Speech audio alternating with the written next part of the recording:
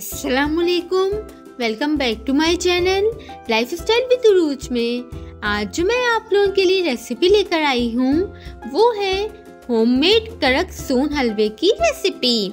बहुत दिनों से वायरल हो रही थी, सोचा क्यों ना मैं भी इसे ट्राई कर लूँ।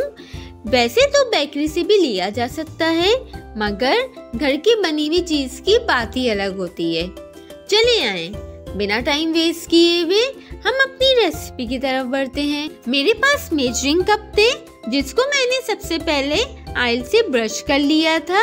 अगर आपके पास कुकी मोल्ड वगैरह है तो आप वो भी ले सकते हैं।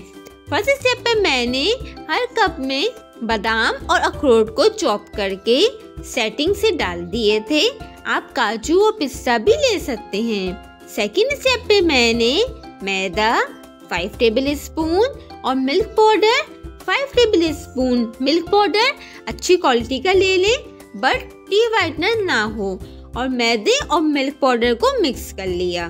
थर्ड स्टेप पे मैंने फ्राई पैन में घी 1/4 कप, शुगर 1 कप लेकर लो फ्लेम पे मेल्ट करना शुरू कर दिया और मुसलसल चम्मच भी चलाती रही और स्लोली शुगर मेल्ट होनी शुरू हो गई। याद रहे, शुगर जलनी नहीं चाहिए वरना टेस्ट खराब हो जाएगा। जब मेरी कम्प्लीटली शुगर मेल्ट हो गई तो मैंने इसे चूल्हे से उतार दिया और इसमें फौरन ही मिल्क पाउडर और मैदा शामिल कर दिया। इस प्रोसेस को जरा फास्ट करना है और मैदे को रोस्ट करने की भी जरूरत नहीं। गरम गरम में मैदे को मिलाएंगे तो कच्चेपन की नहीं आएगी। अगर इस स्टेज पर आपका मिक्सचर हार्ड होने लगे तो इसे स्लो फ्लेम पर रखकर दोबारा मेल्ट कर सकते हैं। फिर इसे अच्छी तरह से मिक्स किया। मैंने इसे फौरन ही सेट होने के लिए कप्स में डाल दिया। ये स्टेप फास्ट करना है। फिर 10 से 15 मिनट के लिए छोड़ दिया। इजीली मोल्ड से बाहर आ जाएंगे। माशाल्लाह से सेट हो गए हैं और आराम से टूट भी रहे हैं। फिर मैंने इसको क्लीन करके रख दिया।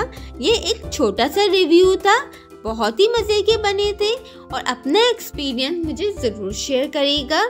और अगर आपको मेरी रेसिपी पसंद आई हो तो मेरे चैनल को लाइक, शेयर, सब्सक्राइब और कमेंट करना मत भूलिएगा। और कमेंट में मुझे ज़रूर बताइएगा कि आपको मेरी रेसिपी कैसी लगी। और अपना बहुत सा ख्याल रखिएगा, दुआ में याद रखिएगा। फिर मिलते हैं एक और नई रेसिपी के साथ। जब तक के लिए अल्लाह हाफिज।